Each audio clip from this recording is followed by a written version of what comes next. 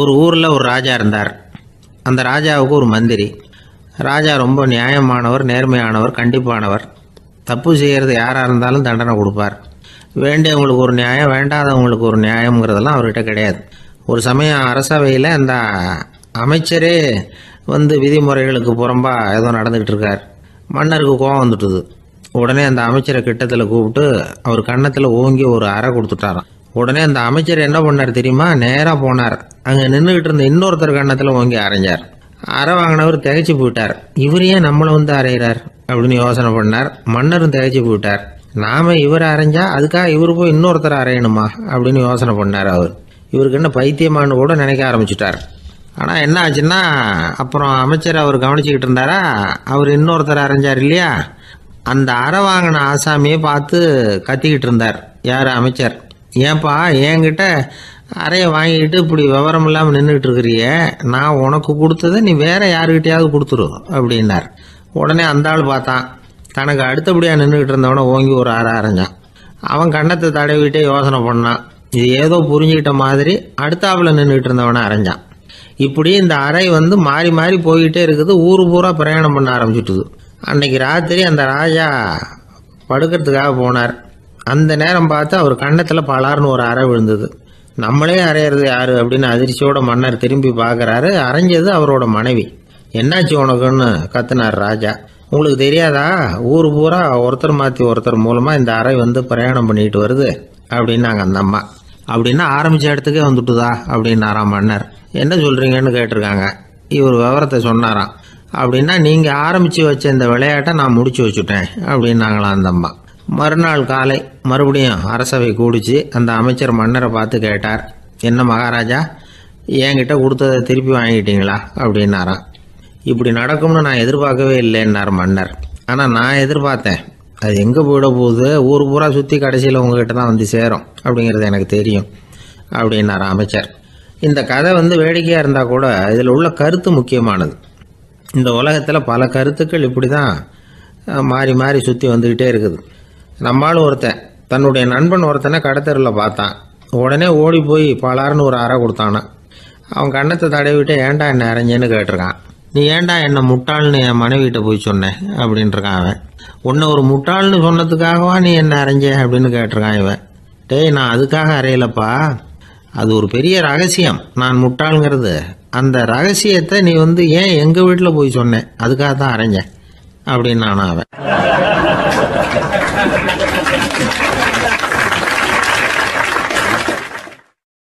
ஒரு ஊரில் ஒரு ராஜா இருந்தார்.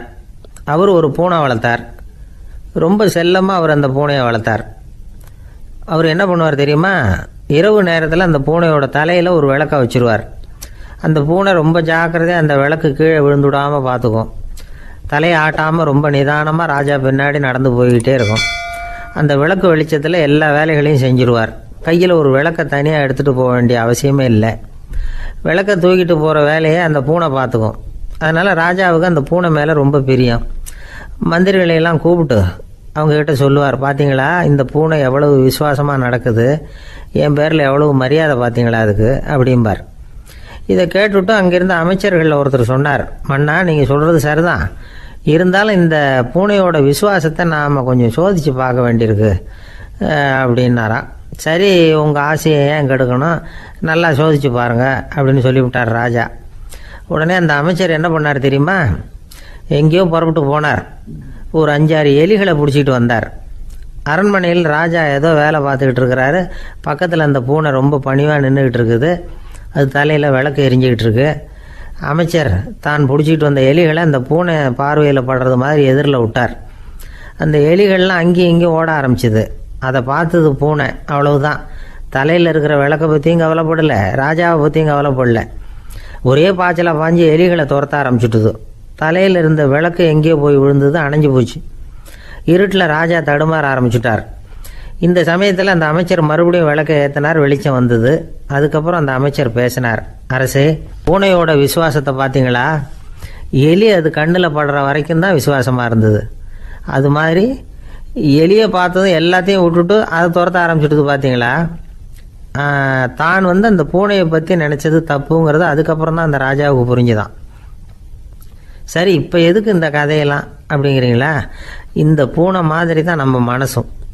மனசை எவ்வளவு தான் பயிற்சி கொடுத்து பக்குவமாக வச்சுருந்தாலும் பார்க்குறதுக்கு பரமசாது மாதிரி தான் இருக்கும். பார்க்க வேண்டியதை பார்த்துட்டுதுன்னா பாஞ்சிரும்.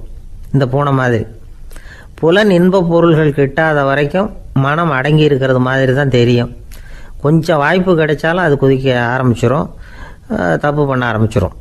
பெரிய பெரிய முனிவர்கள் வாழ்க்கையில் நடந்த வீழ்ச்சி இதை தான் நிரூபிக்குது. புலன்களின் ஆற்றல் அதிகம், அதனால் மனக்கட்டுப்பாடு பயிற்சிகளில் ரொம்ப எச்சரிக்கையாக இருக்கணுங்கிறார் சுவாமி சிவானந்தர். மது பழக்கத்தையே விட்டுவிட்டேன்னு உறுதியாக இருப்பான். கடை கண்ணில் பட்டுவிட்டதுன்னா கால் அவனை கேட்காமலே இழுத்துக்கிட்டு உள்ளே போயிடும். இதுதான் மனசுங்கிறது. அதுதான் அந்த ராஜா வளர்த்த பூனை. நம்மால் ஒருத்தன் அந்த ராஜா பூனை தலையில் விளக்க வச்சது மாதிரி இவன் தன்னுடைய தலையிலேயே ஒரு விளக்கை ஏற்றி வச்சுக்கிட்டு என்னத்தையோ தேட ஆரம்பித்தான். தேடிக்கிட்டு இருக்கிறான். தலையை ஆட்டாமல் நிதானமாக நடந்து ரொம்ப நேரமாக தேடிட்டு இருக்கிறான். அந்த சமயம் அங்கே வந்த ஒருத்தர் என்னத்தை தேடுறீங்கன்னு கேட்டார். அதுதான் மறந்து போச்சு அப்படின்னு இழுத்தான். சரி, கொஞ்சம் இப்படி உட்காருங்க, ஞாபகம் வந்ததுன்னு தேட ஆரம்பிக்கலாம் அப்படின்னார் அவர். இவன் கொஞ்ச நேரம் உட்காந்து யோசித்தான். அப்புறம் திடீர்னு எழுந்திரிச்சான். ஞாபகம் வந்துட்டுதுன்னா. என்னன்னு கேட்டார். எங்கள் வீட்டில் இருந்த விளக்கை எங்கே வச்சேன்னு தெரியல, அதை தான் தேடிக்கிட்டு இருக்கிறேன், ஏற்றி வைக்கலாம்னு பார்க்குறேன் அப்படின்னா.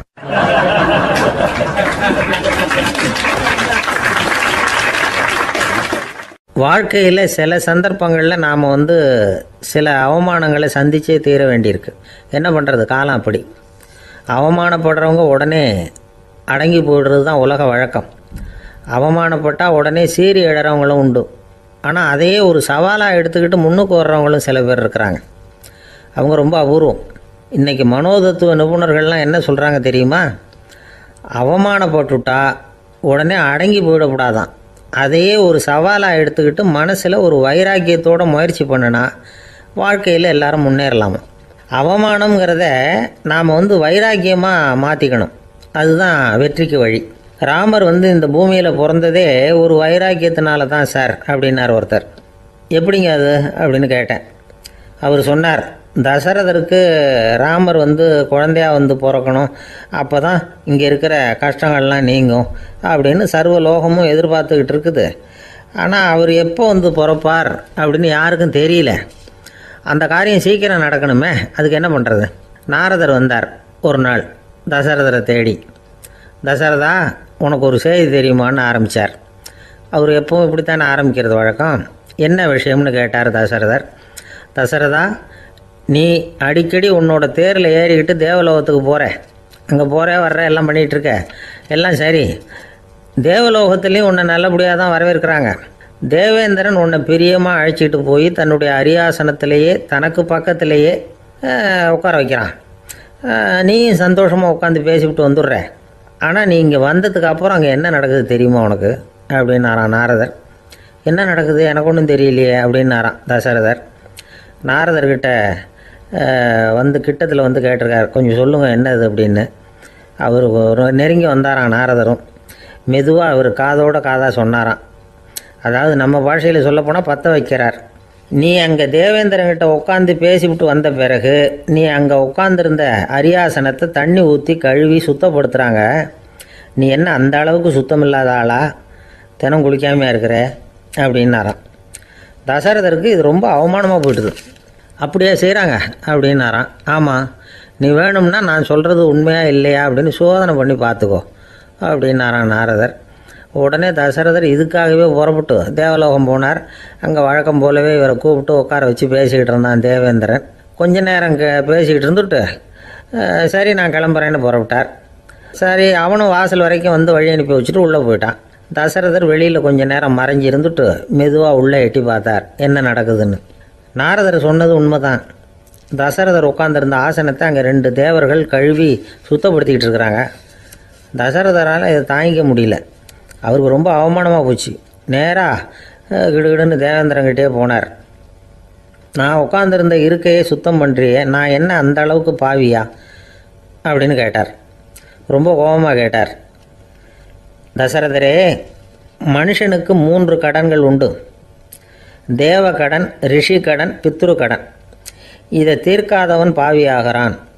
இதில் மகனை பெறுவதால் தான் பித்ரு கடன் தீரும். உனக்கு மகன் கிடையாது, அதனால் நீ பாவி ஆகிற. பாவி உட்காந்துருந்த இடம்ங்கிறதுனால அதை சுத்தம் செய்ய வேண்டியது எங்கள் கடமை அப்படின்னு நானும் தேவேந்திரன். இந்த இடத்துல தசரதருக்கு ஏற்பட்ட அவமானம் ஒரு வைராக்கியமாக மாறிச்சு. தேவேந்திரனே கேட்டுக்கோ, ஒரு மகனை பெற்ற பிறகு தான் இந்த சபையில் மறுபடியும் அடி எடுத்து வைப்பேன் அப்படின்னு சொல்லிவிட்டு போயிட்டாராம். போய் புத்திர காமேஷ் யாகம் பண்ணார், புத்திரர்கள் பிறந்தார்கள். இந்த கதையில் உள்ள கருத்து என்னென்னா, தேவேந்திரன் தசரதரை அப்படி அவமானப்படுத்தலைன்னா அவருக்கு இப்படி ஒரு வைராக்கியம் பிறந்திருக்குமா? யோசித்து பார்க்கணும். நமக்கு ஏற்படுகிற சில அவமானங்களையும் வைராக்கியமாக மாற்றிக்குவோம். அப்படி மாற்றிக்கிட்டோம்னா வாழ்க்கையில் முன்னேறலாம். நம்ம ஆளுங்க சில பேர் அவமானத்தை வைராக்கியமாக மாற்றிக்கிறது எப்படி தெரியுமா? நம்மக்கிட்ட ஒரு பையன் சொன்னான், எங்கள் அப்பா என்னை எல்லாருக்கும் முன்னாடி வச்சு திட்டிவிட்டார், பொறுப்பு இல்லாமல் ஊர் சுற்றுறேன்னு சொல்லி அவமானப்படுத்தி விட்டார். இனிமேல் நீ என் முகத்திலேயே முழிக்காதரா போடான்னு வேறு சொல்லிவிட்டார். எனக்கு ரோஷம் வந்துட்டுது. அந்த அவமானத்தை வைராக்கியமாக மாற்றிக்கிட்டேன். அன்னையிலேருந்து அவர் முகத்திலேயே முழிக்கிறது இல்லை அப்படின்னா. அப்படியான்னு கேட்டோம். ஆமாங்க, அவர் வீட்டில் இல்லாத நேரமாக பார்த்து உள்ள சமையல் கட்டுக்கு போய் சாப்பிட்டுட்டு நைஸாக வெளியில் வந்துடுவேன் அப்படிங்கிறான் அவன்.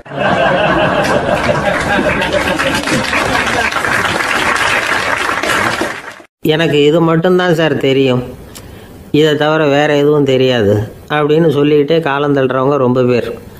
அவங்கெல்லாம் கஷ்டப்பட வேண்டியிருக்கும். ஒருத்தர் தன்னுடைய தொழிலில் ரொம்ப கெட்டிக்காரராக இருக்கலாம். அதுக்காக எப்பவும் அதே ஞாபகத்தில் இருந்துக்கிட்டு உலகியல் அறிவு இல்லாமல் இருந்துடக்கூடாது, அது ஆபத்து. இதுக்காக நம்ம தாத்தா பாட்டிலாம் ஒரு கதை சொல்லுவாங்களே, கேள்விப்பட்டிருக்கீங்களா? ஒரு சமயம் ஒரு 4 பேர் சேர்ந்து வெளியூருக்கு பிரயாணம் போனாங்களாம். அந்த 4 பேர் எப்படி தெரியுமா? ஒருத்தர் வேதாந்தி, இன்னொருத்தர் சங்கீத வித்வான், 3வது ஆள் வைத்தியர், 4வது ஆள் ஜோசியர். இவங்க 4 பேரும் நண்பர்கள். அதனால் சேர்ந்து புறப்பட்டாங்க. வழியில் ஒரு ஊரில் தங்கினாங்க. இருட்டி போச்சு. அதனால் இன்றைக்கி ராத்திரி இங்கேயே தங்கி இருந்துட்டு நாளைக்கு புறப்படலாம் அப்படின்னு தீர்மானம் பண்ணாங்க. சாப்பாட்டுக்கு என்ன பண்ணுறது? அங்கேயே கடத்தெருவுக்கு போய் சாமான்லாம் வாங்கியாந்து சமைச்சு சாப்பிட்லாம்னு முடிவு பண்ணாங்க. 4 பேர் இருக்கிறதுனால ஆளுக்கு ஒரு காரியமாக செய்யலாம் அப்படின்னு வேலையை பிரிச்சுக்கிட்டாங்க. வைத்தியர் கரிகாய் வாங்க போனார், வேதாந்தி எண்ணெய் வாங்க போனார், ஜோசியர் பலசரக்கு வாங்க போனார், சங்கீத வித்வானுக்கு சமைக்கிற வேலை. எல்லாம் சரி. ஆனால் நடந்தது என்ன தெரியுமா? கடைத்தெருவுக்கு காய்கறி வாங்க போனார்ல வைத்தியர், அங்கே போய் மார்க்கெட்டில் பார்த்தார். ஒவ்வொரு கறிகாயாக எடுத்து பார்த்தார். இது பித்தம், உடம்புக்கு ஒத்துக்காது, இது வாயு, உடம்புக்கு ஒத்துக்காது அப்படின்னு ஒவ்வொன்றா தள்ளினார். கடைசியில் ஒன்றுமே தேரல, வெறுங்கையோடு திரும்பி வந்துக்கிட்டு இருக்கிறார். எண்ணெய் வாங்க போனார் வேதாந்தி, அவர் ஒரு தொன்னையில் எண்ணெயை வாங்கினார். பேசாமல் அதை எடுத்துகிட்டு வர வேண்டியது தானே, முடியல. அவருடைய வேதாந்த மூளை சிந்திக்க ஆரம்பிச்சுட்டுது. இந்த தொன்னைக்கு எண்ணெய் ஆதாரமா அல்லது எண்ணெய்க்கு தொன்னை ஆதாரமா அப்படிங்கிற ஆராய்ச்சியில் இறங்கினார். என்னாச்சு தெரியுமா? அப்படி கவுத்து பார்த்தார். வாங்கின எண்ணெய் பூராவையும் வழியில் கொட்டிவிட்டு வெறும் தொன்னையோடு சேர்ந்தார். பலசரக்கு வாங்க போனார் ஜோசியர், அவர் ஒரு வழியில் பார்த்தாரு. வழியில் வந்தவங்களெல்லாம் அங்கங்கே ஒரு மரத்தடியில் உட்கார வச்சு அவங்களுக்கெல்லாம் ஆர்வம் சொல்ல ஆரம்பிச்சிட்டார். அப்படி ஒவ்வொருத்தராக சொல்லி முடிச்சுட்டு கடத்தருக்கு போய் சேர்ந்தார். இவர் அங்கே போய் சேர்றதுக்குள்ளே ரொம்ப நேரம் ஆகிட்டுது. கடையெல்லாம் பூட்டி விட்டு போயிட்டாங்க. என்ன செய்கிறது? அவரும் வெறுங்கையோடு திரும்பி சேர்ந்தார். சரி, இவங்க கதை தான் இப்படி ஆச்சு. அங்கே சமைக்கிறதுக்காக உட்காந்துருந்தார் சங்கீத வித்வான், அவர் கதை என்னாச்சு தெரியுமா? அங்கே அவர் அடுப்பை பற்ற வச்சு ஒலையை கொதிக்க வச்சார். அதாவது ஒரு பானையில் தண்ணியை ஊற்றி அடுப்பில் வச்சார். அது கொதிக்க ஆரம்பிச்சிது. தண்ணி கொதிக்கிற சத்தம் இருக்குதுல்ல, அது இவருக்கு தாளம் போடுறது மாதிரி இருந்தது. ஒரே குஷி, பாட ஆரம்பிச்சிட்டார். பாடிக்கிட்டே உற்சாகமாக கையில் இருந்த கரண்டியால் அந்த பானையில் தட்டினார், தாளம் போடுறதா நினச்சிக்கிட்டு. அவ்வளவுதான், பானை பட்டுன்னு உடஞ்சி போச்சு. தலையில் கையை வச்சுக்கிட்டு அவரும் உட்காந்துட்டார். எந்த தொழில் தெரிஞ்சாலும் சரி, அதை புத்திசாலித்தனமாக பயன்படுத்த தெரியலன்னா ஆபத்து தான். அதுக்காக தான் இந்த கதை. ஒரு பஸ்ஸு டிரைவர் ரொம்ப கெட்டிக்காரர். பஸ்ஸை ரொம்ப திறமையாக ஆபத்து இல்லாமல் ஓட்டினதுக்காக பரிசுலாம் வாங்கினவர். அவரே ஒரு படகு ஓட்டுறதுக்காக அழைச்சிட்டு போயிருக்கிறாங்க, மோட்டார் படகு. அதையும் ரொம்ப திறமையாக தான் ஓட்டிகிட்டு போயிருக்கிறாரு. நடுக்கடலில் போனதும் படகு நின்று போச்சு. மோட்டாரில் ஏதோ கோளாறு. என்ன செய்யலாம் அப்படின்னு அந்த டிரைவரை கேட்டிருக்கிறாங்க படகுல இருந்தவங்கெல்லாம். அப்போ அவர் சொன்னாராம், கவலைப்படாதீங்க, ஒன்றும் பிரச்சனை இல்லை, எல்லோரும் கொஞ்சம் கீழே இறங்கி பின்னாடி தள்ளுங்க, மோட்டார் ஸ்டார்ட் ஆகிடும் அப்படின்னாராம்.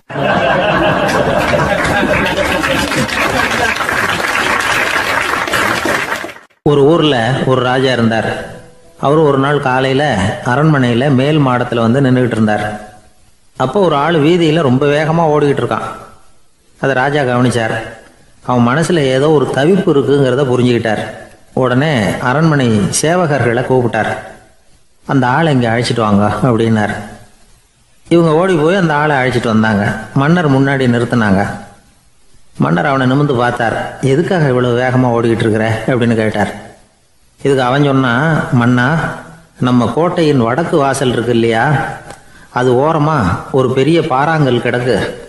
அதுக்கு அடியில் நான் ஒரே ஒரு வெள்ளி நாணயத்தை புதைச்சி வச்சிருக்கேன். அது இப்போ எனக்கு தேவைப்படுது. என்னுடைய மனைவிக்கு ஒரு பரிசு வாங்கி கொடுக்க வேண்டியிருக்கு. அதுக்காக தான் அவசரமாக ஓடிக்கிட்டு இருக்கிறேன் அப்படின்னா. மன்னர் யோசனை பண்ணார். அப்புறம் சொன்னார், அதுக்காகவா இப்படி ஓடுற? பரவாயில்ல, அதை பற்றி கவலைப்படாத. நான் உனக்கு 10 வெள்ளி காசுகள் தர்றேன், வாங்கிட்டு திரும்பி போ அப்படின்னார். இவன் தலையை சொரிஞ்சான். மன்னா, நீங்கள் கொடுக்கறத ரொம்பவும் மகிழ்ச்சியோடு வாங்கிக்கிறேன்.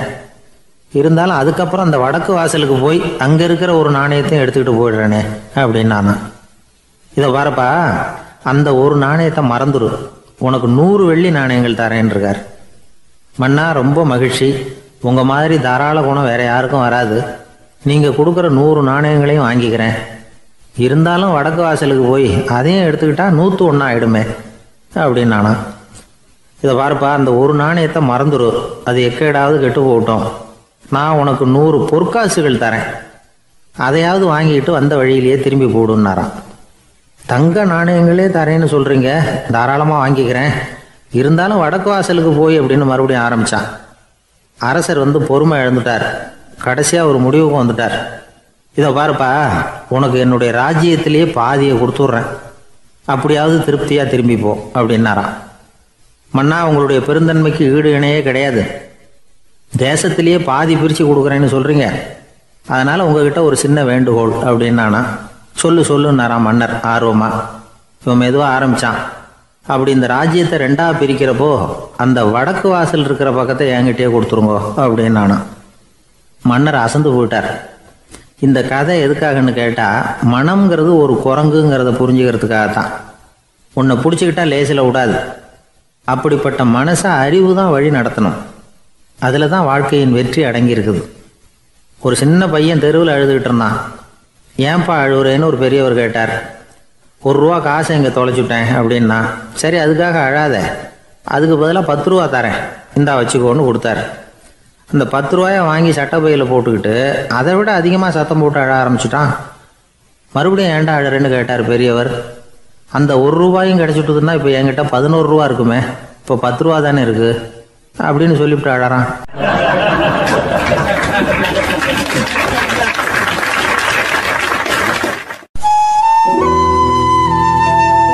வெளிநாட்டுக்கு போகணும்னு ஆசை. ஆனால் அவனுக்கு எந்த மொழியும் தெரியாது. இருந்தாலும் சமாளிச்சுக்கலாம்னு முடிவு பண்ணிட்டு கிளம்பிட்டான். ஏதோ ஒரு தேசத்துக்கு போய் சேர்ந்தான். அங்கே அவனுக்கு யாரையும் தெரியாது. அவங்க என்ன மொழியில் பேசிக்கிறாங்க அப்படிங்கிறது கூட புரியல. என்ன பண்ணுறதுன்னு யோசனை பண்ணிட்டு ஒரு இடத்துல நின்றுக்கிட்டு இருக்கிறான். எதிர ஒரு பெரிய கட்டடம், நிறைய பேர் உள்ளே போயிட்டு இருக்கிறாங்க. இவனும் அவங்க பின்னாடியே உள்ளே போனான். ஒரு பெரிய அறை, அலங்காரம்லாம் பண்ணி வச்சிருக்கிறாங்க. நிறைய பேர் சாப்பிட்றதுக்காக உட்காந்துருக்குறாங்க. இவனுக்கு நல்ல பசி, அதனால் இவனும் உட்காந்தான். சாப்பாடு போட்டாங்க, சாப்பிட்டான். அன்பான உபசரிப்பு. இவன் மனசு உள்ள நினச்சிக்கிட்டான், இது ஏதோ அரசருடைய அரண்மனை மாதிரி தெரியுது, இன்னைக்கு ஏதோ விருந்து நடக்குது, நல்ல வேளை நம்ம பசியும் தீர்ந்தது அப்படின்னு நினச்சிக்கிட்டே நிமிர்ந்து பார்க்குறான். சாப்பாடு பரிமாறினவன் எதிரில் ரொம்ப பணிவோட முதுகை வளைச்சி வணக்கம் தெரிவித்தான். இவனும் எழுந்திரிச்சு நின்று முதுகை வளைச்சி வணக்கம் தெரிவித்தான். ரொம்ப நன்றின்னா. அவன் ஒரு சீட்டை இவன் கையில் கொடுத்தான். இவன் அதை வாங்கி பார்க்குறான். என்ன எழுதியிருக்குன்னு ஒன்றும் புரியல. சரி, இந்த நாட்டில் தங்களுடைய நன்றியை சீட்டில் எழுதி தான் கொடுப்பாங்க போல இருக்கு அப்படின்னு நினச்சிக்கிட்டு மறுபடியும் நன்றின்னா. ஆனால் அவன் காசை கொடுங்கன்னான். ஏன்னா அது ஒரு ஹோட்டல், இவன் சாப்பிட்டதுக்கான பில் அது. இவன் அதை புரிஞ்சிக்கவே இல்லை. நன்றின்னு அந்த சீட்டில் எழுதி கொடுக்குறாங்க போல இருக்கு அப்படின்னு நினச்சிக்கிட்டு அதை வாங்கி சட்டை பையில் பத்திரமா வச்சுக்கிட்டு, பரவாயில்லைங்க, ரொம்ப மகிழ்ச்சின்னா. ஒரு வெளிநாட்டுக்காரனுக்கு இவ்வளவு தூரம் மரியாதை பண்ணுறீங்களே, எங்கள் ஊருக்கு போனதும் உங்களை பற்றி நிறைய சொல்லுவேன் அப்படின்னா. இவன் என்ன சொல்கிறான்னு அவனுக்கு புரியல. இவனை பிடிச்சி அழைச்சிட்டு போய் முதலாளி முன்னாடி நிறுத்தினான்.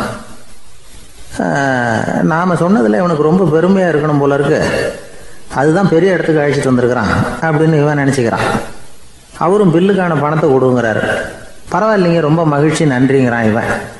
அவரு பார்த்தார், இவனை நீதிமன்றத்துக்கு அனுப்பி வச்சுட்டார். இவன் என்ன நினச்சிக்கிட்டான், நம்மளை இந்த ஊர் ராஜா முன்னாடியே அழைச்சிக்கிட்டு வந்து நிறுத்தி இருக்கிறாங்க போல இருக்கு, என்ன ஒரு பெருந்தன்மை அப்படின்னு நினச்சிக்கிறான். நீதிபதி சொன்னார், சாப்பிட்டதுக்கான பணத்தை கொடுத்துரு, இல்லைன்னா அதுக்கான தண்டனையை அனுபவிக்க வேண்டி இருக்கும்னார். ராஜாவே நமக்கு நன்றி சொல்கிறாரு போல இருக்கு அப்படின்னு நினச்சிக்கிறான் இவன். என் மகிழ்ச்சிக்கு எல்லையே இல்லைங்க அப்படின்னா. அவர் பார்த்தார், இவனுக்கு தண்டனை கொடுக்க வேண்டியது தான் அப்படின்னு முடிவு பண்ணார். உடனே தீர்ப்பு எழுதினார். இவனை கழுதையில் பின்புறமாக உட்கார வைங்க, இவன் ஒரு மோசடிக்காரன் அப்படின்னு ஒரு போர்டு எழுதி அவன் கழுத்தில் மாட்டுங்க, அப்புறம் அந்த கழுதையை ஊர் பூரா விரட்டுங்க அப்படின்னார். இவனுக்கு தான் மொழி புரியலையே, ஏதோ நடக்குது அப்படிங்கிறது மட்டும் புரியுது. எல்லாரும் சேர்ந்து இவனை ஒரு கழுதை மேலே உட்கார வச்சாங்க. ஓஹோ, நம்மளை பாராட்டி ஒரு ஊர்வலம் நடத்துகிறாங்க போல இருக்கு அப்படின்னு நினச்சிக்கிறான் இவன். எல்லாரும் சத்தம் போட்டுக்கிட்டே கையை தட்டிக்கிட்டு கழுதை பின்னாடி ஓடி வர்றாங்க. இவனுக்கு ரொம்ப உற்சாகமாக இருக்குது. எல்லாருக்கும் கை கூப்பி வணக்கம் சொல்லிக்கிட்டே போகிறான். கூட்டத்தில் திடீர்னு ஒரு தெரிஞ்ச முகம் தெரியுது. அவனுடைய தேசத்தை சேர்ந்த ஒரு ஆள் அவன். அவனை பார்த்ததும் இவனுக்கு ரொம்ப உற்சாகம். நம்ம ஊருக்கு போனதும் இங்கே நமக்கு கிடைச்ச மரியாதையெல்லாம் உண்மைதான்னு சொல்கிறதுக்கு ஒரு சாட்சியும் கிடைச்சிட்டுது அப்படின்னு நினச்சிக்கிறான். அவனை பார்த்து கத்தனான், நல்லா பார்த்துக்க, இந்த ஊர் மக்கள் எனக்கு எப்படிப்பட்ட வரவேற்பு கொடுக்குறாங்கங்கிறத நல்லா கவனிச்சுக்கோ அப்படிங்கிறான். அவனுக்கு அவமானமாக போட்டுது. தலையை குனிஞ்சுக்கிட்டே நழுவி போயிட்டான். இவன் பார்த்தான், அவன் தலை தெரியல. ஆகா, அவனுக்கு நம்ம மேலே பொறாமை போல இருக்கு, அதனால தான் காணாமல் போயிட்டான் அப்படின்னு நினச்சிக்கிறான். இப்படி ஒரு வேடிக்கை கதையை பெரியவங்க சொல்கிறது உண்டு. கதை வேடிக்கையாக இருந்தாலும் இதில் உள்ள கருத்து என்ன தெரியுமா? அந்த கழுதை மேலே உட்காந்துருக்கிறானே, அது மாதிரி தான் நாமளும் அகங்காரங்கிற கழுதை மேலே உட்காந்துக்கிட்டு இருக்கோமா. நாமளும் கிட்டத்தட்ட அதே மாதிரி பிரம்மையில் தான் இருக்கிறோமா. என்ன நடக்குதுங்கிறதே புரியறதில்லை. அகங்காரத்தில் பேசுகிறவனுக்கும் சித்த சுவாதீனம் இல்லாமல் பேசுகிறவனுக்கும் அதிக வித்தியாசம் இருக்கிறதில்ல. அது மாதிரி ஒருத்தன் தன்னுடைய வீட்டை சுற்றி சேற்றை வாரி இறைச்சிக்கிட்டு இருந்தானா. அந்த வழியாக வந்த ஒரு பெரியவர் அதை பார்த்துருக்கார். என்னப்பா பண்ணிகிட்டு இருக்கிற அப்படின்னு கேட்டாரான். கழுதைகளை விரட்டிக்கிட்டு இருக்கிறேன் அப்படின்னானா. இங்கே கழுதைகளே காணுமே அப்படின்னாரான் அவரு. அதுதான் ஏற்கனவே விரட்டி விட்டனே அப்படின்னானா இவன்.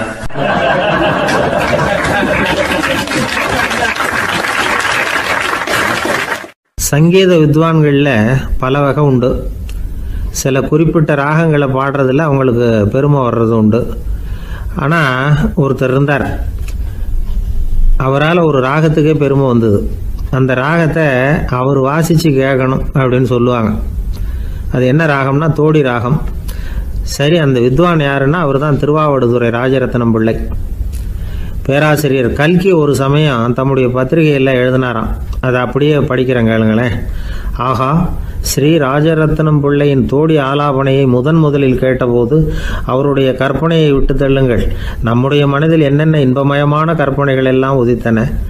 குழந்தை தாயிடம் கொஞ்சம் குரலை கேட்டோம், அன்னை குழந்தையிடம் கொஞ்சம் குரலை கேட்டோம், ரதியும் மன்மதனும் பேசிக்கொண்ட காதல் மொழிகளை கேட்டோம், முருகன் சிவபெருமான் செவிகுளிர மொழிந்த உபதேசத்தை கேட்டோம், கலைமகள் கவிஞனுக்கு அருளிய ஆசி மொழிகளை கேட்டோம், நாரத முனிவருடைய தம்பூரா சுருதியை கேட்டோம், ராவணன் தன் எலும்பை ஒடித்து வீணையாகச் செய்து வாசித்த கானத்தை கேட்டோம், கானப்பறவைகளின் கலகல ஒலியை கேட்டோம், கோல குயில்களின் குரல் இனிமையை கேட்டோம். இப்படிலாம் பேராசிரியர் கல்கி விமர்சனம் எழுதியிருக்கிறார். திருவாவடுதுறை ராஜரத்னம் பிள்ளை அவர்களுடைய வாசிப்பை கேட்டுட்டு டி.என். ராஜரத்னம் பிள்ளை இறந்து போனார். அப்போது கவிஞர் கண்ணதாசன் எழுதினார், செவியனில் ஓடி எங்கள் சிந்தையில் ஓடி இந்த புவியெல்லாம் ஓடி நின்பார் பொங்கிய தோடி வேறிங்கு எவரிடம் போகும் ஐய இனி அதை காப்பார் யாவர் அவிந்தனின் சடலத்தோடே அவிந்தது தோடிதானும் அப்படின்னு எழுதினாராம். அந்த அளவுக்கு அவருடைய தோடியை ரசித்தவர்கள் உண்டு. அதே மாதிரி தோடின்னா என்னன்னு தெரியாமலே அவரை ரசித்தவங்களும் அந்த காலத்தில் உண்டு. அதாவது ஒரு பெரிய சபையில் இவர் வாசிச்சுக்கிட்டு இருக்கிறார். பாதியில் ஒரு பெரிய மனுஷன் உள்ளே வந்தார். அவர் உடம்புல பட்டு வேஷ்டி, ஜருகை, அங்கவஸ்திரம், வாயில் வெத்தலை, வாசனை புகையில, காதில் வைரக்கடுக்கன், கழுத்தில் தங்க சங்கிலி, கை விரல் பூரா மோதிரம், கையில் ஒரு வெள்ளி வெத்தலை புட்டி, உதவிக்கு 2 பேர் பக்கத்தில். இவ்வளவு பந்தாவோடு வரார் கச்சேரி கேட்கறதுக்கு. இப்படி வந்தவர் முதல் வரிசையில் வந்து உட்காந்தார். வித்வான் வாசித்து முடித்ததும் இவர் அவரை பார்த்து, ஐயா, நீங்கள் தோடி வாசிக்கிறதுல ரொம்ப கெட்டிக்காரர்னு கேள்விப்பட்டிருக்கேன், அதை கேட்கறதுக்காக தான் மெனக்கிட்டு வந்திருக்கிறேன், அதை வாசிங்களேன் அப்படின்னாராம் இந்த பெரியவர். ராஜரத்னம் பிள்ளைக்கு ஒன்றும் புரியல. ஏன்னா இது வரைக்கும் அவர் வாசிச்சுக்கிட்டு இருந்ததே அந்த தோடி ராகத்தை தான். அதை வாசித்து முடித்ததும் அதை வாசிங்களேன்னு இவர் கேட்குறாரு. அப்படின்னா இவரோட ஞானம் எப்படிப்பட்டது? இவ்வளவும் கேட்டுட்டு இப்படி கேட்குறாரே அப்படின்னு அவர் யோசிச்சிருக்கிறார் ராஜரத்னம் பிள்ளை. உடனே என்ன பண்ணார் தெரியுமா? பக்கத்தில் ரொம்ப சாதுவாக சுருதி போட்டுக்கிட்டு இருந்த ஒரு முதுகில் ஓங்கி ஒரு குத்து விட்டாராம். அவருக்கு ஒன்றும் புரியல, எதுக்கு நம்மளை அடிக்கிறார் இவர், நம்மளை குத்துறாரு வித்வான்னு. அவர் அதிர்ச்சியால் இவர் நிமிர்ந்து பார்த்துருக்கார். அப்போ ராஜரத்னம் பிள்ளை சொன்னாராம், ஏய்யா ஐயா பெரிய மனுஷன், என்னுடைய பரம ரசிகர், தோடி ராகம் கேட்கணுங்கிறதுக்காக இவ்வளோ தூரம் வந்திருக்கிறார், வந்து வரிசையில் உட்காந்துருக்கார். நீ இந்த சமயம் பார்த்து தோடி ராகம் வாசிக்கிற நாதஸ்வரத்தை வீட்டில் வச்சுட்டு வந்துட்டியே, இப்போ ஐயாவுக்காக அந்த ராகத்தை நான் எப்படி வாசிக்கிறது அப்படின்னு சொல்லிவிட்டு மறுபடியும் முதுகில் ஒரு அடி கொடுத்தாராம். அடி வாங்கினவருக்கே சிரிப்பு அடக்க முடியலையா.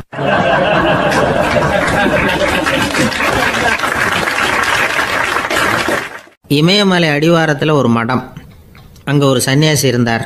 அவர்கிட்ட ஒருத்தர் வந்தார். சுவாமி, ஆசையை உதற நினைக்கிறேன், முடியல, ஒட்டிக்கிட்டே வருது அப்படின்னாராம். இப்படி உட்கார ஒரு கதை சொல்கிறேன் அப்படின்னு சொல்லி அவர் சொல்ல ஆரம்பித்தாராம். அவர் சொன்ன கதை என்னென்னா, ஒரு ஊரில் ஒரு ஆள் இருந்தான். அவன் பேர் குப்புசாமி.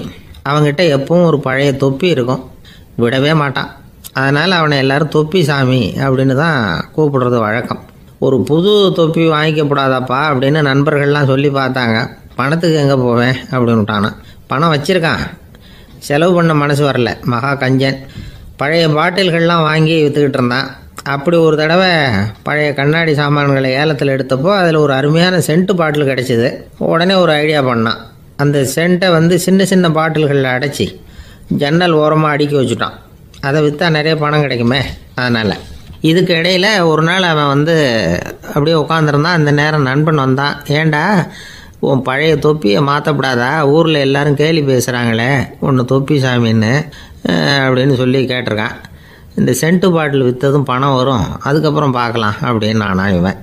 சரி வா, நீச்சல் குளத்துக்கு போயிட்டு வருவோம் அப்படின்னு கூப்பிட்ருக்கான் நண்பன். 2 பேரும் போனாங்க. அதே நேரம் அந்த ஊர் நீதிபதியும் அங்கே குளிக்க வந்தாராம். அவர்கிட்ட இருந்தது விலை வசந்த ஒரு புது தொப்பி. அதை அங்கே இருந்த ஸ்டாண்டில் மாட்டிவிட்டு குளிக்க போனார். இதுக்கிடையில் குப்புசாமி குளிச்சுட்டு வந்தான். அவனுடைய பழைய தொப்பியை காணலை. அந்த புது தொப்பியை பார்த்தா இது நண்பனுடைய வேலை தான் அப்படிங்கிறதாக புரிஞ்சுக்கிட்டு அதை எடுத்து மாட்டிகிட்டு வந்துட்டான். நீதிபதி குளிச்சுட்டு வந்து பார்க்குறாரு, தொப்பியை காணும். போலீஸில் புகார் கொடுத்தார். அவங்க வந்து தேடினாங்க. ஒரு மூலையில் பழைய தொப்பி கிடச்சிது. அடடா, இது நம்ம குப்புசாமியோட தொப்பி இல்லையா அப்படின்னு நானா ஒருத்தன். உடனே அவன் வீட்டுக்கு தேடிட்டு போயிருக்காங்க. அங்கே போய் பார்த்தா புது தொப்பி அங்கே இருக்குது. உடனே அவனுக்கு 1000 ரூபா அபராதம் போட்டாங்களாம். அவன் பணத்தை கட்டிவிட்டு ரொம்ப எரிச்சலோடு வீட்டுக்கு வந்தான். பழைய தொப்பி கண்ணில் பட்டது. மறுபடியும் உன்னால் தானே எனக்கு 1000 ரூபா நஷ்டம் அப்படின்னு சொல்லி அதை எடுத்துக்கிட்டு அப்படி போயிருக்கான். அந்த ஊர் குளத்தில் வீசி எரிஞ்சிட்டு வந்துட்டான். அது மீன் பிடிக்கிற ஒருத்தன் கையில் சிக்கிச்சு. அவன் வர்ற வழியில் அதை எடுத்து வேகமாக வீசி எறிஞ்சான். அது நேராக குப்புசாமி வீட்டு ஜன்னல் வழியாக உள்ளே வந்து இந்த சென்ட்டு பாட்டில்கள் மேலே விழுந்து எல்லாம் உடஞ்சி நொறுங்கி போச்சு. குப்புசாமி பார்த்தான். தோட்டத்தில் ஆழமாக ஒரு குழியை வெட்டினான். அந்த தொப்பியை போட்டான், மூடிவிட்டான். இதை அடுத்த வீட்டுக்காரன் பார்த்தான். ஏதோ புதையல் தான் வச்சுருக்கான் போல இருக்குன்னு நினச்சான். போலீஸில் போய் புகார் கொடுத்துட்டான். மறுபடியும் போலீஸ் குழியை தோண்டினாங்க. பழைய தொப்பி மறுபடியும் வெளியில் வந்தது. எல்லோரும் சிரிக்கிறாங்க. அன்னைக்கு ராத்திரியே அந்த தொப்பியை எடுத்துக்கிட்டு நேராக புறப்பட்டான். ஒரு கல்லில் அதை சேர்த்து கட்டி குடிநீர் தொட்டி இருக்கும்ல, அதில் போட்டுட்டு வந்துட்டான். இனிமேல் என்ன பண்ணும் பார்ப்போன்னு. ஒரு நாள் திடீர்னு குழாயெல்லாம் அடைப்பட்டு போச்சு. மாநகராட்சி அலுவலர்கள் வந்து என்னன்னு பார்த்தா அந்த பழைய தொப்பி குழாயை அடைச்சிக்கிட்டு இருக்குது. இது குப்புசாமியோட தொப்பிங்கிறது தான் எல்லாருக்கும் தெரியுமே. உடனே குடிநீரை வந்து பாழாக்கணத்துக்காக குப்புசாமிக்கு கோர்ட்டு 2500 ரூபா அபராதம் போட்டுவிட்டுது. அதையும் கட்டிவிட்டு வெளில வந்தான். கடைசியாக முடிவு பண்ணான். ஒரு நெருப்பு குச்சியை கிழிச்சான். தொப்பியை கொளுத்தினான். எரிஞ்சுது. எடுத்து வெளில எரிஞ்சான். கொஞ்ச நேரத்தில் தீ அணைப்பு படம் வந்துட்டுது. ஆமாம், இவன் எடுத்து எரிஞ்சது வெளியில் விழுந்து வீட்டு ஊரையே பற்றிக்கிட்டு எரிய ஆரம்பிச்சுட்டுது. அவனோட பணத்தாசையும் அதோடு சேர்ந்து எரிஞ்சு போச்சான். இப்படி ஒரு கதை. இந்த கதையை சொல்லி முடித்தார் அந்த இமயமலை அடிவாரத்தில் இருந்த சன்னியாசி. இப்போ அந்த குப்புசாமி எங்கே இருக்கிறான்னு கேட்டார் எதிரில் இருந்தவர். இதோ உன் எதிரிலே இருக்கிறான், நான் தான் அந்த குப்புசாமி அப்படின்னாரான் அந்த சன்னியாசி. அந்த குப்புசாமி கிட்ட இருந்தது மாதிரி ஒரு பழைய தொப்பி நம்ம ஒவ்வொருத்தர்கிட்டையும் உண்டு. அதை எப்படி தொலைக்கிறதுன்னு தெரியாமல் தடுமாறிக்கிட்டு இருக்கிறோம். அது என்ன தொப்பிங்கிறீங்களா? அதுதான் நம்மை சூழ்ந்திருக்கிற மாயை அப்படிங்கிறார் சுவாமி சின்மயானந்தர். மெய்ஞானம் கிடைக்கிறப்போ மாயை எரிஞ்சு போகும் அப்படிங்கிறது அவருடைய கருத்து. நம்மால் ஒருத்தர் வேகமாக ஓடி வந்தார். காலில் மாட்டியிருந்த பழைய செருப்பு ரெண்டையும் ஆவேசமாக தூக்கி ஒரு கிணத்துல போட்டுட்டு வெறுங்காலோடு நடந்து வந்துக்கிட்டு இருக்கிறார். ஏன் அப்படி பண்ணீங்க அப்படின்னு கேட்டோம். அந்த செருப்புக்கு சொந்தக்காரன் பின்னாடி வந்துக்கிட்டு இருக்கிறான், அதனால் அப்படி பண்ணேன் அப்படிங்கிறார் இவர்.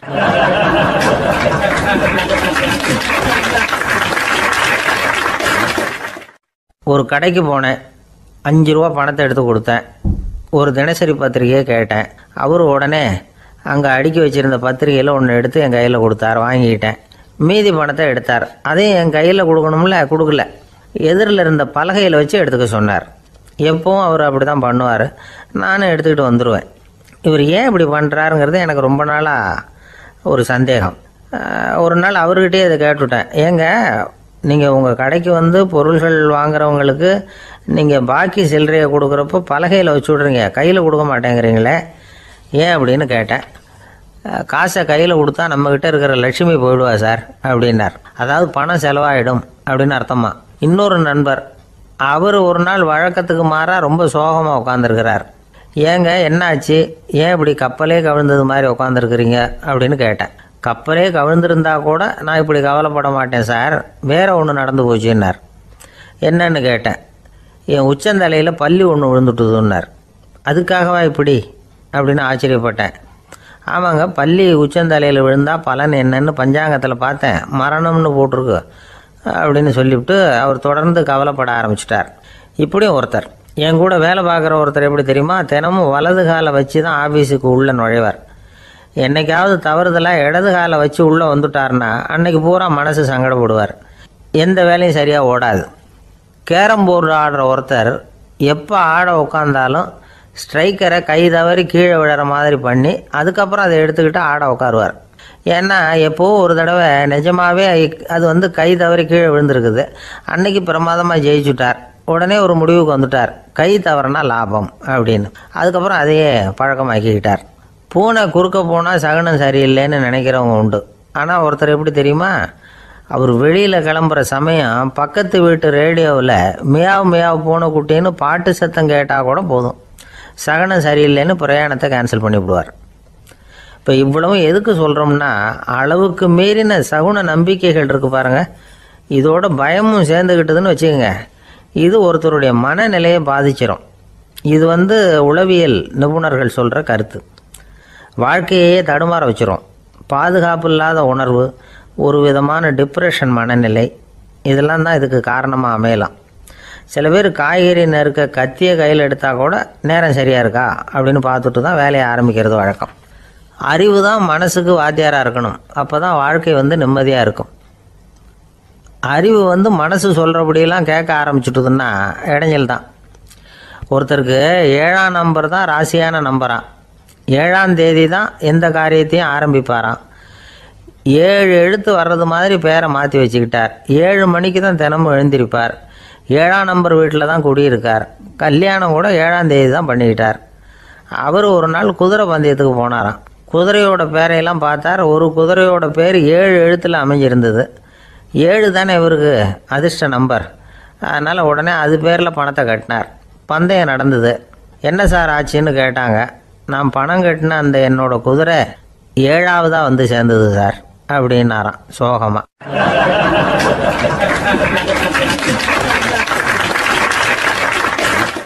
இந்த உலகத்தில் நாம் நல்லபடியாக இருக்கணும்னா அதுக்கு முக்கியமாக தேவைப்படுறது 2. ஒன்று செல்வம், இன்னொன்று அறிவு.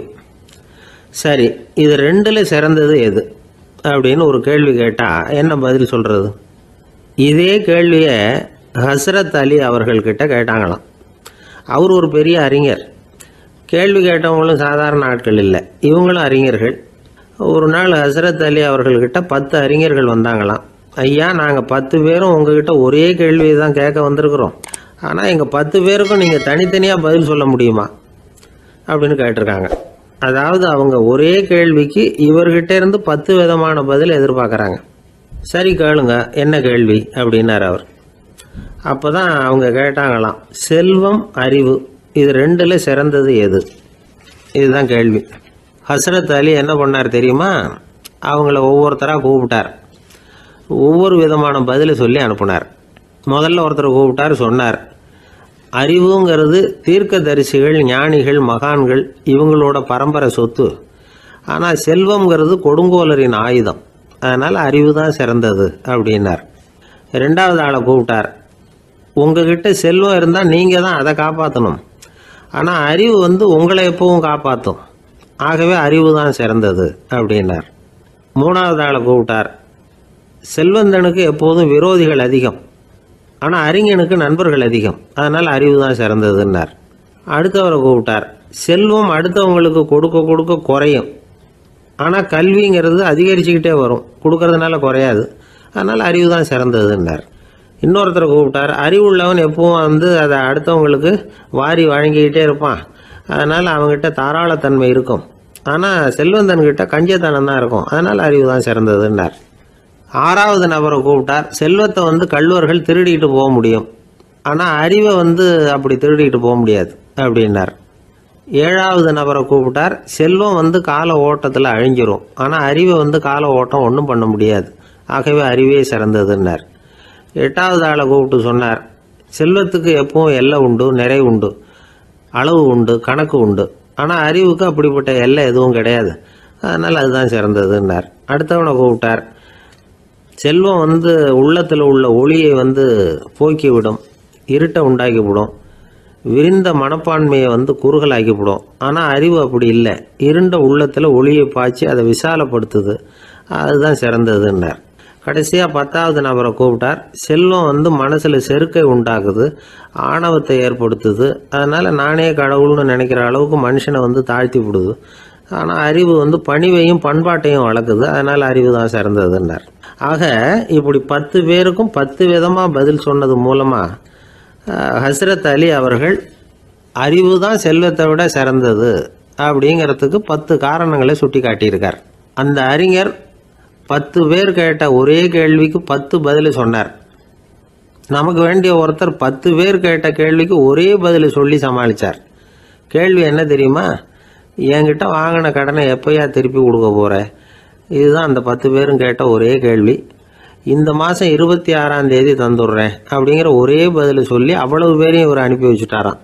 எல்லாரும் போனதுக்கப்புறம் இவரை தனியாக கூப்பிட்டு கேட்டிருக்கிறாங்க. அது என்ன சார் கணக்கு, 26ஆம் தேதி அன்னைக்கு என்ன அதிசயம் நடக்க போகுது அப்படின்னு கேட்டிருக்காங்க. அதிசயம் அன்னைக்கு இல்லை, அதுக்கு நாளே நடக்க போகுதுன்னாராம். விவரமாக சொல்லுங்கன்னு இருக்காங்க. வேற ஒன்றும் இல்லைங்க, 26ஆம் தேதி தானே எல்லாரையும் வர சொல்லியிருக்கிறேன், அதுக்கு நாளே நான் புறப்பட்டு தலைமறைவாயிட போகிறேன் அப்படின்னாராம் ரொம்ப பெருமையாக.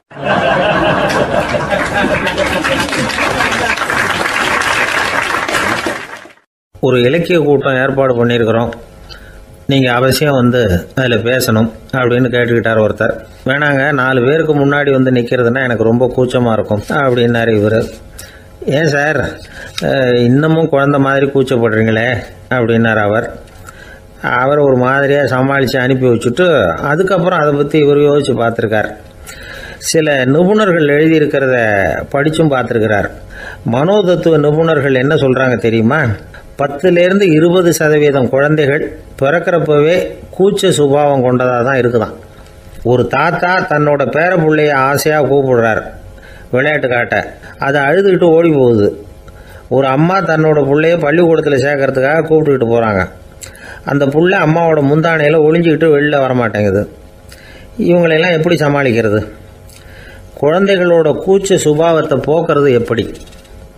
இதுக்கு நிபுணர்கள் சில யோசனைகளை சொல்லியிருக்கிறாங்க. மற்றவங்களுக்கு முன்னாடி என் பையனுக்கு கூச்சம் ரொம்ப அதிகம் சார், மற்றவங்க பார்த்தா ரொம்ப வெக்கப்படுறான், இப்படி சொல்கிற அப்பாக்கள் உண்டு. என் பையன் புது மனுஷால பார்த்தா அட்டையாக ஒட்டிக்குவான் சார் அப்படின்னு சொல்கிற அப்பாக்களும் உண்டு. இப்படிலாம் குழந்தைகளுக்கு முத்திரை குத்துறது ரொம்ப தப்பான். புதுசாக யாராவது வீட்டுக்கு வந்தால் குழந்தை தானாக தன்னோட கூச்சத்தையும் பயத்தையும் போக்கிக்கிட்டு சகஜமாக மாறி வர்றதுக்கு வாய்ப்பு கொடுக்கணுமா. ஒரு கூட்டத்துக்கோ அல்லது சொந்தக்காரங்க கல்யாணத்துக்கோ குழந்தைய அழைச்சிட்டு போகிறீங்க, அங்கே போய் கட்டாயப்படுத்தி குழந்தைய மற்றவங்க கிட்ட பேச சொல்லக்கூடாது.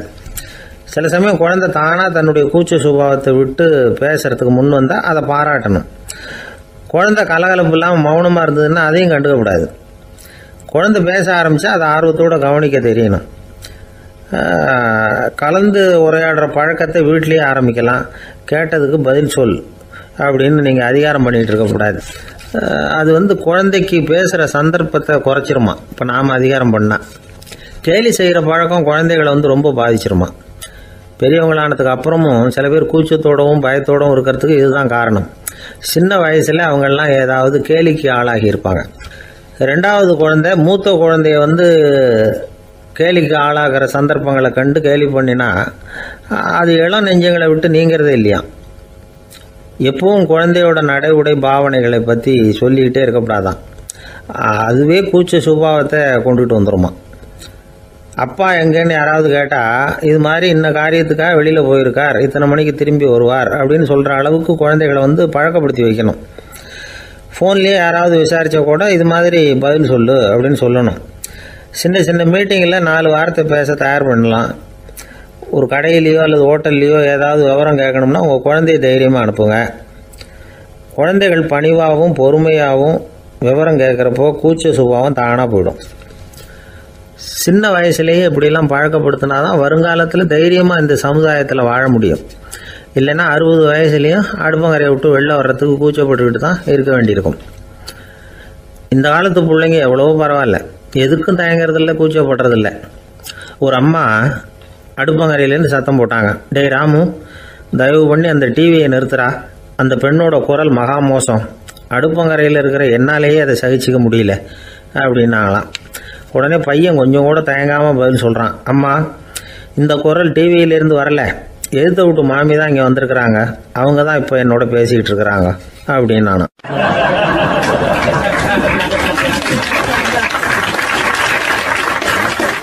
வங்க நாவலாசிரியர் சரத் சந்திரர் ஒரு நண்பர் அவர்கிட்ட வந்தார்.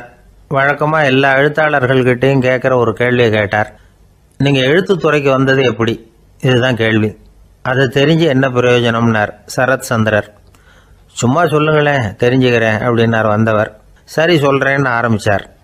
நான் ரங்கூனில் வேலை பார்த்துக்கிட்டு இருந்தேன். சம்பளம் பத்தில், வேலையும் பார்த்துக்கிட்டு ஒரு பலசரக்கு கடை வைக்கலாம்னு நினச்சேன். என்னால் மளிகை கடை வச்சு சரியாக நடத்த முடியுமாங்கிற சந்தேகம் என் மனைவிக்கு. அதை சோதனை பண்ணி பார்க்கணுங்கிறதுக்காக சில பொருள்களின் அளவு, அதோட விலை, இப்படி சிலதை சொல்லி எல்லாத்தையும் மனக்கணக்காக கூட்டி போட சொன்னாங்க. என்னால் சரியாக கூட்டி சொல்ல முடியல. உங்களால் மளிகை கடை நடத்த முடியாதுன்னு சொல்லிவிட்டாங்க. உடனே என்ன பண்ணுறது, வேறு வழி இல்லை, கதை எழுத ஆரம்பிச்சிட்டேன் அப்படின்னார். கேட்டவருக்கு சிரிப்பு வந்துட்டு தான். சரத் சந்திரர் ஒரு பக்கம் சீரியஸான நாவல்கள், சிறுகதைகள் எழுதியிருந்தாலும் அவருடைய இன்னொரு பக்கம் வேற விதம். நண்பர்கள்கிட்ட பேசும்பொழுதும் சரி, அவர்களுக்கு கடிதங்கள் எழுதும்போதும் சரி, கேலியும் கிண்டலும் நகைச்சுவை உணர்வும் அதிகமாக இருக்கும். காந்திஜி ஒரு சமயம் கல்கத்தாவுக்கு வந்திருந்தார். தேசபக்தர்கள் பல பேர் அவர்கிட்ட பேசிக்கிட்டு இருந்தாங்க. அப்போது சரத் சந்திரரும் அங்கே இருந்தார். கிரண் சங்கர் ராய் அப்படிங்கிறவரும் அங்கே இருந்தார். அவர் சொன்னாராம், காந்திஜியோட பழகிய முதல் வங்காளி நான் தான். போயர் யுத்த காலத்தில் இவர் லண்டனுக்கு வந்திருந்தப்போ என்கிட்ட தான் வங்காள மொழி கற்றுக்கிட்டார் அப்படின்னாராம். உடனே சரத் சந்திரர் காந்திஜியை பார்த்து, இவர் உங்களுக்கு வங்காள மொழி கற்றுக் கொடுத்தது உண்மைதானா அப்படின்னாராம். ஆமான்னாராம் காந்தி. அதனால தான் உங்களால் வங்காள மொழி கற்றுக்க முடியல அப்படின்னாராம். எல்லாரும் சிரிச்சாங்களாம். சரத் சந்திரர் சாம்தாபேர் அப்படிங்கிற கிராமத்தில் தங்கியிருந்தார் ஒரு இலக்கிய நிகழ்ச்சியில் கலந்துக்கிறதுக்காக. அதுக்காக ஒரு கல்கத்தாவுக்கு போக வேண்டிய சூழ்நிலை. அதுக்காக புறப்பட்டார். அந்த சமயத்தில் பின்னாடி இருந்து யாரோ அவரை கூப்பிட்டாங்க. இப்படி கூப்பிட்டவரை பார்த்து இன்னொருத்தர் யாரோ அதட்டி இருக்கிறாங்க. போகிறவரை ஏன் இப்படி கூப்பிடுறீங்க அப்படின்னு. ஏன் கூப்பிட்டா என்னன்னு கேட்டிருக்கார் சரத் சந்திரர். புறப்படுறவங்கள பின்னாடி இருந்து கூப்பிடுறது அபசகுனம், போகிற இடத்துல ஏதாவது ஆபத்து வரலாம் அப்படின்னு அதுக்கு விளக்கம் கொடுத்துருக்கிறார் அவர். உடனே சரத் சந்திரர் சொன்னாராம், இதோ இவங்க என்ன இலக்கிய கூட்டத்துக்கு அழைச்சிட்டு போகிறாங்களே, இதை விட வேற என்ன ஆபத்து வந்துட போகுது அப்படின்னாராம். இப்படி சரத் சந்திரருக்கு இயல்பாகவே நகைச்சுவை உணர்வு உண்டு. அவருடைய நண்பர் ஒருத்தர் வீட்டுக்கு கூப்பிட்டுருந்தார். அங்கே ஒரு கச்சேரிக்கு ஏற்பாடு பண்ணியிருந்தாங்க. சரத் சந்திரருக்கு இயல்பாகவே கச்சேரியில் நீண்ட ஆலோசனையெல்லாம் கேட்கறதுக்கு பொறுமை இருக்காது. அதனால் மெதுவாக பாட போகிறவர் எப்படி அப்படின்னு கேட்டிருக்கார். அவருக்கு ரொம்ப நல்லா பாட தெரியும் அப்படின்னு சொல்லியிருக்கிறாங்க. அதுக்கு சரத் சந்திரர், பாட தெரியுங்கிறது சரி, பாட்டை நிறுத்த தெரியுமா அதை சொல்லுங்க முதல்ல அப்படின்னாராம்.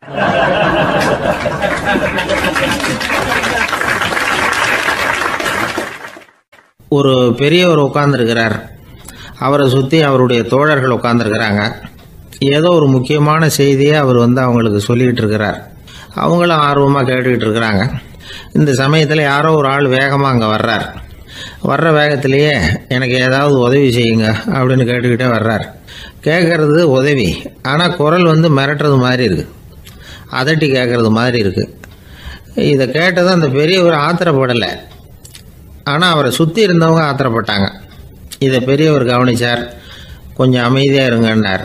வந்தவரை கூப்பிட்டார். அவருக்கு சில பொருள்களை கொடுத்தார். என்னங்க இப்போ உங்களுக்கு மகிழ்ச்சி தானே அப்படின்னார்.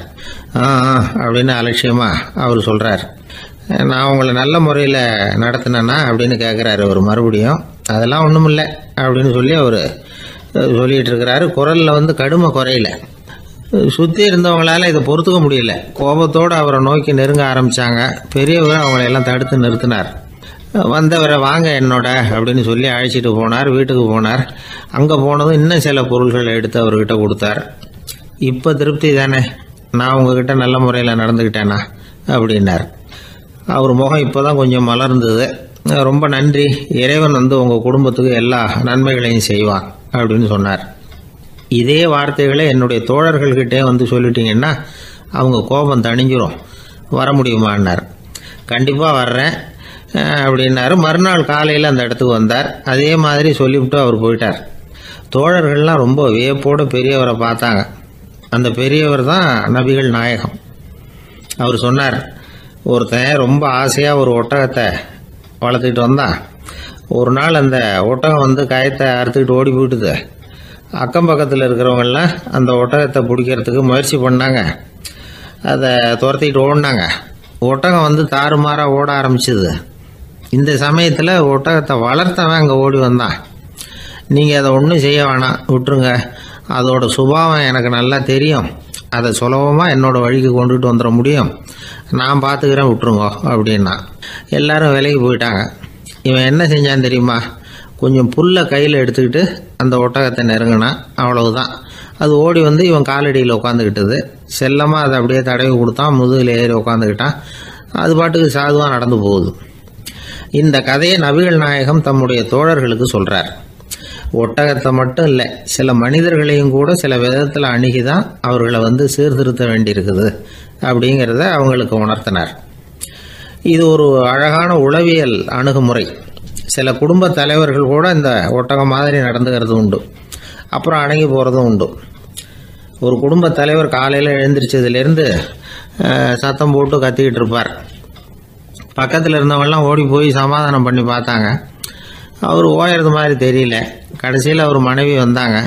நீங்கள் எல்லாம் விலைக்கு போயிடுங்க, அவர் சுபாவம் எனக்கு தெரியும், நான் பார்த்துக்கிறேன் அப்படின்னாங்க. சரின்னு எல்லாரும் போயிட்டாங்க. சாயந்தரமாக பார்க்குறாங்க, அவர் சத்தம் இல்லாமல் ஒரு மூலையில் உட்காந்துருக்கிறார். ரொம்ப சாதுவா. ஆச்சரியமாக இருந்தது. என்னம்மா பண்ணீங்கன்னு கேட்டாங்க. அது ஒன்றும் இல்லைங்க, ஒரு வேளை சாப்பாட்டை நிறுத்தினேன், பட்னி போட்டேன், அவ்வளவுதான் அப்படின்னாங்க அந்த அம்மா.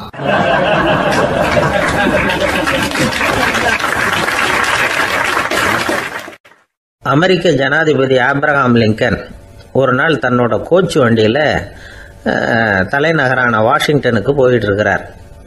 கோச்சு வண்டி ஒரு சாலையில் போயிட்டு இருக்கு. அந்த சாலைக்கு ஒரு பக்கத்தில் பயங்கரமான சதுப்பு நிலம். சதுப்பு நிலம்னா அது புதைகுழி, புதை மணல்ங்கிறோம்ல, அது மாதிரி. அந்த சதுப்பு நிலத்தில் யாராவது மாட்டிக்கிட்டா அவ்வளோதான், ஆளை கொஞ்சம் கொஞ்சமாக உள்ளே அமுக்கி விடும். தப்பிச்சு கரையிறது கஷ்டம். அப்படிப்பட்ட நிலம் அது.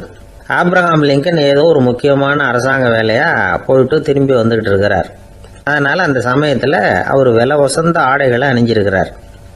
அப்படி அவர் அந்த கோச்சு வண்டியில் வந்துக்கிட்டு இருக்கிறாரு. அந்த சமயத்தில் ஒரு காட்சி அவர் கண்ணில் போட்டுவிட்டது. என்ன தெரியுமா? ரோட்டுக்கு பக்கத்தில் இருந்த சதுப்பு நிலத்தில் ஒரு இளம் பன்றி குட்டி சிக்கிக்கிட்டு தவிச்சிக்கிட்டு இருக்குது. பரிதாபமாக கத்திக்கிட்டு இருக்குது. அதை பார்த்தார் லிங்கன். அவருக்கு என்னவும் மாதிரி ஆயிட்டுது.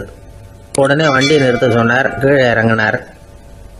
தன்னோட விலை உசந்த ஆடைகளை பற்றி லட்சியம் பண்ணவே இல்லை. தனக்கே ஆபத்து வரலாம்ங்கிறத பற்றியும் கவலைப்படலை. தான் ஒரு குடியரசுத் தலைவருங்கிறத பற்றியும் அவர் நினச்சி பார்க்கல. நேராக அந்த சதுப்பு நிலம் பக்கமாக போனார். அந்த சேத்துல இறங்கி பன்றிக்குட்டியை காப்பாற்றி கரைக்கு கொண்டுட்டு வந்து சேர்த்துட்டார். அதுக்கப்புறம் நிம்மதியாக கோச்சு வண்டியில் ஏறி வெள்ள மாளிகைக்கு வந்து சேர்ந்தார். ட்ரெஸ்ஸு உடம்பு பூரா சேரு சகதி. பார்க்குறவங்களுக்கெல்லாம் ஆச்சரியமாக போச்சு. அவங்களுக்கு ஒன்றும் புரியல. இவர் நேராக ட்ரெஸ்ஸு மாற்றிக்கிறதுக்காக போனார். கோச்சு வண்டி ஓட்டிகிட்டு வந்தவங்கிட்ட போய் எல்லாரும் கேட்டாங்க என்ன ஆச்சு அப்படின்னு. அவர் வர்ற வழியில் நடந்த விவரத்தை சொன்னார். ஆபிரகாம் லிங்கனுடைய இந்த இறக்க குணத்தை எல்லாரும் பாராட்டினாங்களாம், புகழ்ந்தாங்களாம். ஆனால் இதுக்கு லிங்கன் என்ன பதில் சொன்னார் தெரியுமா? தயவு பண்ணி இந்த புகழ்ச்சியான பேச்சையெல்லாம் ஒதுக்குங்க, அதெல்லாம் வேணாம். அந்த சின்ன பிராணி சகதியில் மாட்டிக்கிட்டு துடிச்சிக்கிட்டு இருந்தது. அதை பார்த்தேன். உடனே என்னுடைய இதயத்தில் ஒரு முள்ளு தைச்சது மாதிரி ஒரு உணர்வு. அந்த முள்ளை பிடுங்கி எறிஞ்சேன், அவ்வளவுதான். உண்மையில் அந்த பிராணிக்கு நான் உதவினேங்கிறத விட எனக்கு ஏற்பட்ட இன்னலை போக்கிக்கிட்டேன் அப்படிங்கிறது தான் உண்மை. அதுதான் பொருத்தம். அப்படி இருக்கிறப்போ இதில் புகழறதுக்கு என்ன இருக்குது அப்படின்னார் ஆபிரகாம் லிங்கன். எவ்வளவு யதார்த்தமான வார்த்தைகள் பாருங்கள். இந்த காலத்தில் நம்மளையும் பல பேர் அப்படி உண்டு. நீச்சல் தெரியாத ஒரு ஆள் தண்ணியில் இறங்கிட்டான். தண்ணி ஆழங்கிறது அப்புறமா தான் தெரிஞ்சுது. தத்தளிக்க ஆரம்பிச்சுட்டான். வாழ்னு கத்துறான். கரையில் நின்றுக்கிட்டு இருந்த ஒருத்தர் இதை பார்த்தார். உடனே அவருக்கு இதயத்தில் முள்ளு தைச்சது மாதிரி ஒரு உணர்வு. உடனே குபீர்னு தண்ணியில் பாஞ்சார். அவரை காப்பாற்றி கரைக்கு கொண்டுட்டு வந்து சேர்த்தார். இதை பார்த்துக்கிட்டு இருந்த இன்னொருத்தர் காப்பாற்றின அந்த ஆளை பாராட்டி புகழ்ந்தார். என்ன புகழாதீங்க சார் அப்படின்னார் அவர். ஏன்னு கேட்டார் இவர். நான் அந்த ஆளை ஏன் காப்பாற்றினேன் தெரியுமா? அவன் நேற்றுக்கு என்கிட்ட 300 ரூபா கடன் வாங்கியிருக்கிறான். இவன் தண்ணியில் போட்டான்னா நான் கொடுத்த கடனும் தண்ணியில் போடும். அதனால தான் விழுந்து காப்பாற்றினேன் அப்படின்னா அந்த ஆள்.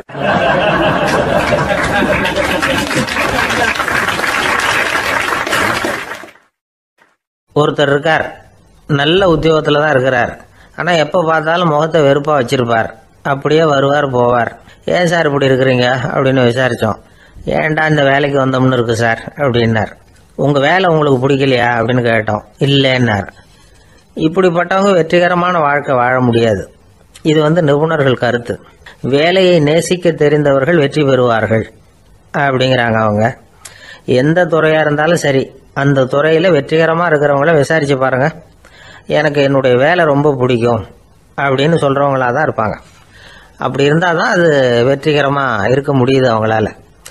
ஒருத்தனுக்கு பிடித்தமான பொழுதுபோக்கே அவனுடைய தொழிலாக இருந்துட்டுதுன்னா அவனை மாதிரி கொடுத்து வச்சவன் வேற யாரும் இல்லை அப்படிங்கிறார் பெர்னாட் ஷா. ஒரு தடவை மன்னர் ஹுமாயூன் உயிரை தண்ணீர் முண்டு ஊற்றுகிற தொழிலாளி ஒருத்தர் காப்பாற்றினாராம் அந்த ஹுமாயூன் உயிரை. உடனே மன்னர் கேட்டிருக்கார், உனக்கு என்ன வேணும்னாலும் கேளு தரேன், உயர் பதவி வேணுமா அப்படின்னு கேட்டாராம். மன்னா, மக்களின் தாகம் தீர்க்கக்கூடிய இந்த பணியை விட உயர்ந்தது உண்டா அப்படின்னாராம் அந்த தொழிலாளி. அவரால் அவருடைய வேலையை நேசிக்க முடிஞ்சுது. அதனால் மகிழ்ச்சியாக இருக்க முடிஞ்சுது. நாமெல்லாம் அப்படி இல்லை. வேலை கிடைக்கிற வரைக்கும் கிடைச்சா போதும் அப்படின்னு இருக்கோம். கிடைச்சதுக்கப்புறம் ஏன்டா அந்த வேலைக்கு வந்தோம்னு ரொம்பவும் அழுத்துக்குவோம். சரி, நாம் இருக்கிற இடத்துல நாம் வெற்றிகரமாக இருக்க வழி உண்டா அப்படின்னா உண்டுன்னு சொல்கிறாங்க. அதாவது மன இயல் நிபுணர்கள் இருக்கிறாங்க இல்லையா, அவங்க அதுக்கு முக்கியமாக 6 வழிகள் சொல்கிறாங்க. நீங்கள் ஒரு அலுவலகத்தில் வேலை பார்க்குறவரா அப்படின்னா இதை கேளுங்க. அதாவது உங்கள் மேலதிகாரி எதிர்பார்ப்புக்கு தகுந்த மாதிரி உங்கள் வேலை இருக்குதா? அப்படி இல்லைன்னா முதல்ல உங்கள் வேலையின் தரம் உயரணும். உங்களுக்கு மேலே கீழே வேலை பார்க்குற பணியாளர்கள்கிட்ட நல்ல விதமாக பழகிறீங்களா? அந்த உறவு முறையில் ஏதாவது குறை இருந்தால் அதை கண்டுபிடிச்சி சரி பண்ணுங்க. நம்பிக்கைக்கு உரியவர் அப்படின்னு நீங்கள் பேர் எடுக்கணும். நீங்கள் எடுக்கிற முடிவு நல்ல முடிவாக தான் இருக்கும் அப்படின்னு அடுத்தவங்க சொல்லணும். உங்கள் தோற்றத்துக்கு முக்கியத்துவம் கொடுங்க. இது மனம் உடல் ரெண்டும் சம்பந்தப்பட்டது. அதனால் மனசையும் ஆரோக்கியமாக வச்சுருக்கணும், உடம்பையும் ஆரோக்கியமாக வச்சுருக்கணும். உங்களுடைய நிர்வாகம் செயல்படுற விதத்தை நல்லா புரிஞ்சு வச்சுக்கணும். உங்களுடைய நிர்வாகம் இப்போ ஒரு காரியம் செய்யுதுன்னு வச்சுங்க, ஏன் அப்படி செய்யுது, எதுக்காக அப்படி செய்யுது, அதனுடைய குறிக்கோள் என்ன, அது நீடிக்கிறதுக்கு காரணம் என்ன, இதெல்லாம் தெரிஞ்சுக்கணும். சிரிப்புக்கு வஞ்சகம் பண்ணக்கூடாது, நல்லா சிரிக்கணும், அப்போ தான் அது திரும்ப கிடைக்கும். கடந்த கால தோல்வியை பற்றி கவலைப்படக்கூடாது. முதலாளி விருப்பம் தெரிஞ்சு நடந்துக்கிறது நல்லது தான். அதுக்காக காக்கா பிடிக்கணுங்கிற அவசியம் இல்லை. உங்களுக்கு ஒரு பொறுப்பான வேலை கிடைக்குது, உடனே சத்தம் குழப்பம் அப்படின்னு சூழ்நிலையை இறுக்கமாக ஆக்கிடக்கூடாது. எந்த சூழலையும் இயல்பாக கையாளக்கூடியவர் அப்படிங்கிறத காட்டணும். இதெல்லாம் உங்கள் துறையில் நீங்கள் வெற்றி பெற நிபுணர்கள் சொல்கிற யோசனைகள். இவ்வளவு விவரமும் சொல்லிவிட்டு ஒருத்தரை பார்த்து கேட்டோம், இப்போ சொல்லுங்க, நீங்கள் செய்கிற வேலை உங்களுக்கு பிடிச்சிருக்குதா அப்படின்னு.